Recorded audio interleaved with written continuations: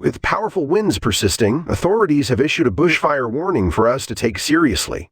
These strong gusts may not be ideal for drying our laundry, but they certainly increase the risk of fires spreading. It's a timely reminder to stay vigilant, keep an eye on those embers, and ensure our homes are prepared for any potential threats.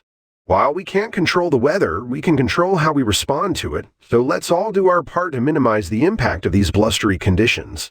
Stay safe out there!